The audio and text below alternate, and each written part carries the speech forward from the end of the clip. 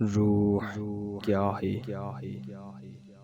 مرنے کے بعد روح کہاں جاتی ہے؟ لیکن اس سے پہلے یہ جان لیتے ہیں کہ موت کیا ہے۔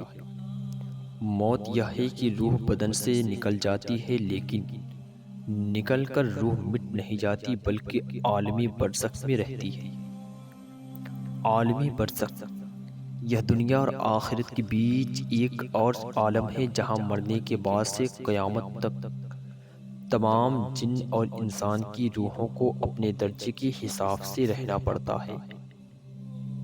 مرنے کے بعد روح کسی دوسرے بدن میں جا کر پھر پیدا نہیں ہوتی، بلکہ قیامت آنے تک عالم برزخ میں رہتی ہیں۔ برزخ میں کسی کو آرام ہے، کسی کو تکلیف۔ یا خیال کی روح کسی دوسرے بدن میں چلی جاتی ہے، چاہے وہ بدن آدمی کا ہو یا جانور کا یا پیڑ پودے میں۔ یہ غلط ہے، ایسا ماننا بھی کفر ہے۔ ایمان اور عمل کی اعتبار سے ہر ایک روح کے لیے الگ الگ جگہ ہے۔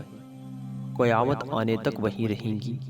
کسی کی جگہ عرش کے نیچے ہے، کسی کی زمزم شریف کے کنویں میں، کسی کی اسی کی قبر پر، اور کافروں کی روحیں قید رہتی ہیں۔ کسی کی برہوت نامی کنویں میں، کسی کی سجین میں، کسی کی اس کے مرگھٹ پر۔ کسی بھی حال میں روح مرتے یا مٹتے نہیں، بلکہ باقی رہتی ہے، اور جس حال میں بھی ہو اور جہاں کہیں بھی ہو اپنے بدن سے ایک طرح کا لگاؤ یعنی کہ سمبند رکھتی ہیں۔